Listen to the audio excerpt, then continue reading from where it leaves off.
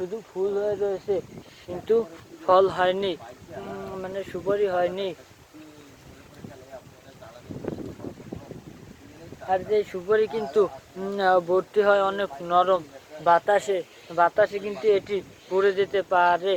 বাতাসেও দেখা যায় এইসব সুপারি গাছ কিন্তু সুপারি পড়ে যায়, ঝরে পড়ে যায়, যেটা একটু বেশি পোক্ত হয় সেটা দেখা যায় সুপারিতে, সেটা দেখা যায় ঝরে, মানে বাতাসে করে পড়ে যায়।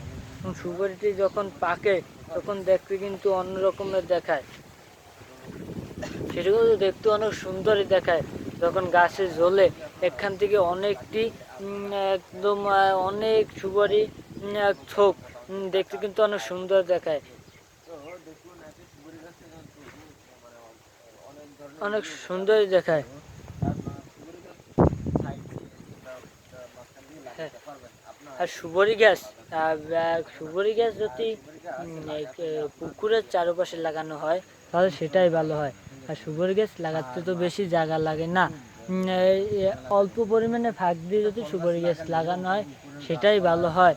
এবং অনেক সুপারি গাছ লাগানো হয়, দেখা যায় পুকুরের চারপাশে যদি সুপারি গাছ লাগানো হয়, হ্যাঁ, তারপর ঘুরিয়ে যদি সুপারি গাছ লাগানো হয় তাহলে কিন্তু পানি যে দেওয়া লাগে সেটা দিতেও কষ্ট হয় না। এবং সুপারি গাছটি একটু বড় হলে তাহলেই কিন্তু হয়, তাহলে আর পানিও দেওয়া লাগে না, কারণ তারা নিজেরাই শিকড় দিয়ে পানি শোষণ করে নিতে পারে জলাশয়ের পাশে, জলাশয় দিয়ে।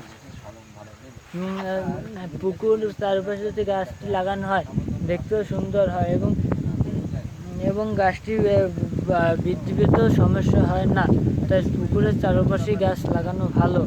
আর সুপারি গাছ দিয়ে কিন্তু আমরা কোনো ক্ষতি করে না সুপারি গাছ পরিবেশের, কারণ সুপারি গাছ কিন্তু চিকন হয় এবং বেশি জায়গাও নেয় না।